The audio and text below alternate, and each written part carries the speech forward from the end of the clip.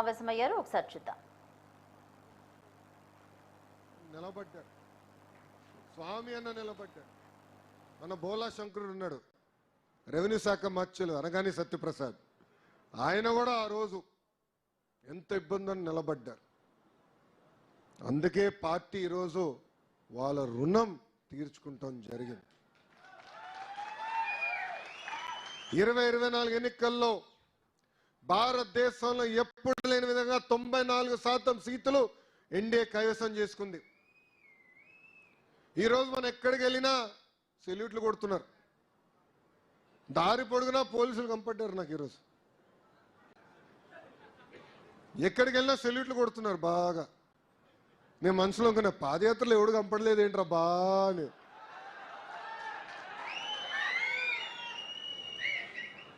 వచ్చారంటే ఉత్తరం పట్టుకుని వచ్చారు, లవ్ లెటర్ 41 ఏనో సార్ మీ పైన 20, ఇది 20, ఇప్పటికీ 20 ఉంది, 21 కేసు అనేవారు. ఇది మీ అందరికి ఎందుకు చెప్తున్నానంటే, గెలిచాం, ఇప్పుడు అందరూ సెల్యూట్లు కొడతారు, కానీ కష్టకాలాలు మనం మర్చిపోకూడదు, మన పడిన అవమానాలు మర్చిపోకూడదు. నా పైన 23 కేసులు పెట్టారే, నేను మర్చిపోను. అధికారంలో ఉన్నా ప్రతిపక్షంలో ఉన్నట్టే మనం ఆలోచించాలి, కసితో పనిచేయాలి.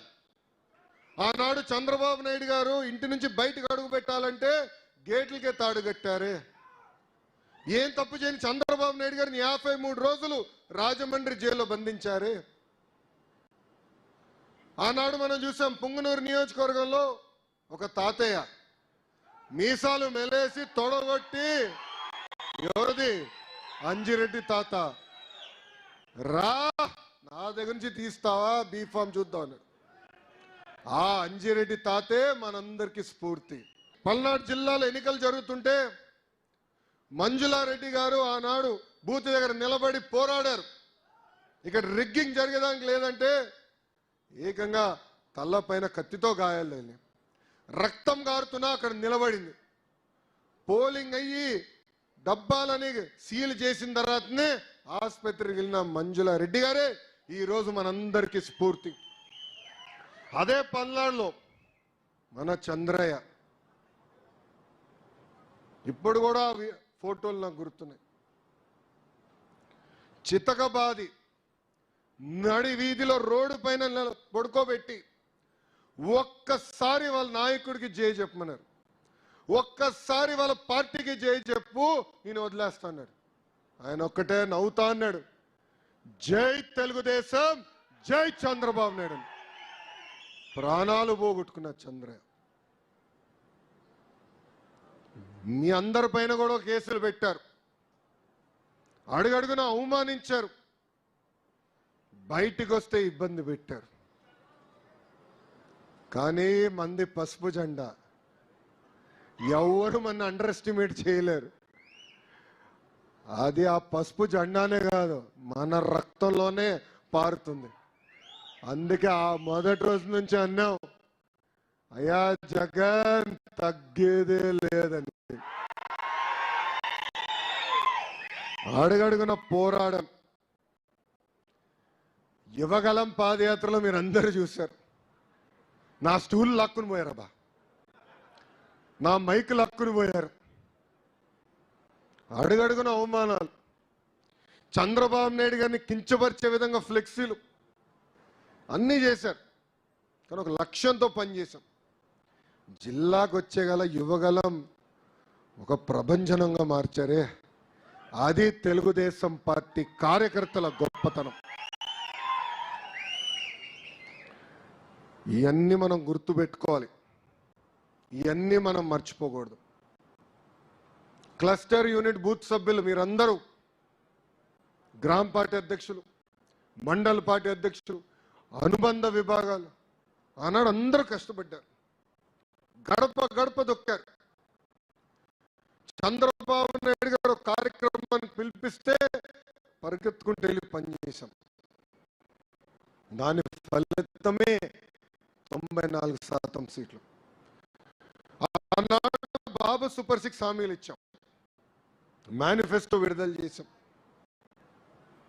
హామీల గురించి కూడా మాట్లాడుకోవాలి. భారతదేశంలోనే ఏ రాష్ట్రం ఇవ్వని విధంగా వృద్ధులకి మనం నెలకి 4,000 రూపాయలు ఇస్తున్నాం, వికలాంగులకి 6,000 రూపాయలు ఇస్తున్నాం, బెడ్కే పరిమితమైన వాళ్ళకి 15,000 రూపాయలు మన ప్రభుత్వం ఇస్తుంది. ఛాలెంజ్ చేయాలా, ఆ దొంగ పార్టీ నాయకులకి కార్యకర్తలకి ఛాలెంజ్ చేయాలా. అరే 1,000 రూపాయలు పెంచడానికి మీకు 5 సంవత్సరాలు పట్టిందే, అదే 1,000 రూపాయలు 5 నెలలు కాదు, 5 వారాలు కాదు, ప్రభుత్వం వచ్చిన వెంటనే పెంచి చూపించింది ఎన్డీఏ కూటమి.